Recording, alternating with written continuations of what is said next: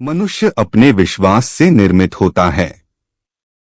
जैसा वो विश्वास करता है वैसा वो बन जाता है।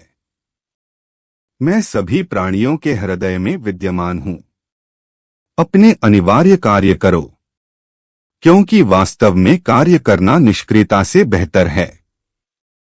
जो इस लोक में अपने काम की सफलता की कामना रखते हैं वे देवताओं का पूजन करें।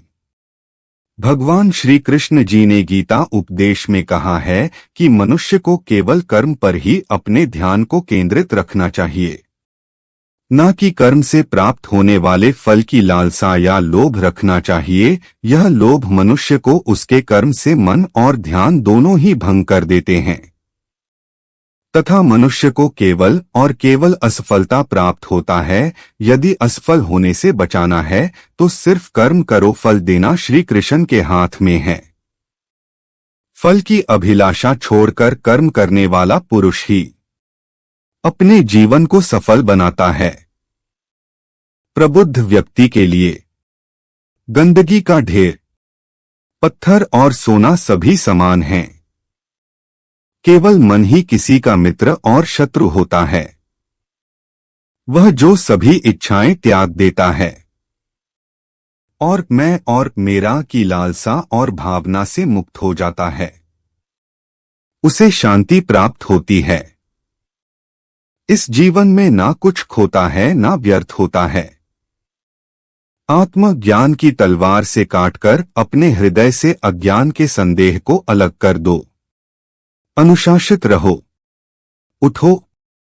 नरक के 3 द्वार हैं, वासना, क्रोध और लालच। इस कथन से यह समझा जा सकता है कि नरक अर्थात हमारे जीवन में आने वाले दुख, दर्द तथा निराशा केवल इन 3 नकारात्मक भावना से आता है। पहला वासना, जो कि हमारे जीवन में पारिवारिक तथा आर्थिक क्षति पहुंचता है। दूसरा क्रोध, जो कि हमारे अच्छे बने बनाए कामों को भी बिगाड़ देता है।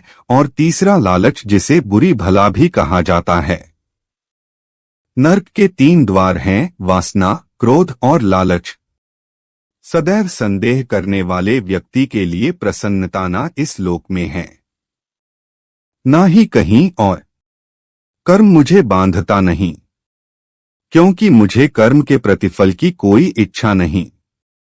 जब वे अपने कार्य में आनंद खोज लेते हैं तब वे पूर्णता प्राप्त करते हैं।